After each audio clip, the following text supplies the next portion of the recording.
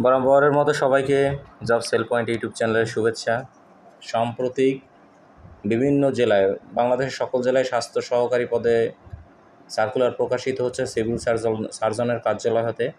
আজকে স্বাস্থ্য সহকারী পদের কাজ সম্পর্কে আলোচনা করব এবং কত গ্রেডের চাকরি। এখন স্বাস্থ্য সহকারী 16 গ্রেডের চাকরি, এটা স্বাস্থ্য ও পরিবার কল্যাণ মন্ত্রণালয়ের অধীনে সিভিল সার্জনের কার্যালয় থেকে যে উপজেলা লেভেলের চাকরি, নিজ ইউনিয়নে বসে চাকরি করতে পারবেন। এখন স্বাস্থ্য সহকারী কারা? কারণ স্বাস্থ্য সহকারী স্বাস্থ্য বিভাগের একটি অংশ, এরা টিকাদান কার্যক্রম পরিচালনা করে থাকে। তাছাড়া একজন স্বাস্থ্য সহকারী বাড়িতে গিয়ে গিয়ে মানুষকে সচেতন করে থাকে, টিকাদান, পোলিও দেওয়াসহ নানা রকম স্বাস্থ্য সেবা দিয়ে থাকে। যেহেতু স্বাস্থ্য সহকারী তিনি মাঠ পর্যায়ে কাজ করে থাকেন, বাড়িতে গিয়ে গিয়ে তারা মানুষকে স্বাস্থ্যসেবা দিয়ে থাকে।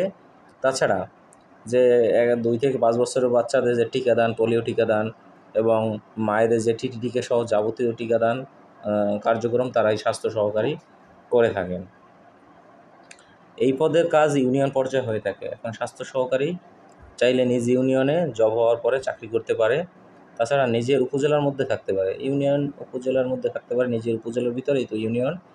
একজন স্বাস্থ্য সহকারী কমপক্ষে 20 কেজি ওজনের চিকিৎসা সামগ্রী বহন করে থাকেন, কারণ তারা প্রাথমিক চিকিৎসার সরঞ্জামগুলো নিজেরা বহন করে। এটাই একজন স্বাস্থ্য সহকারী কাজ।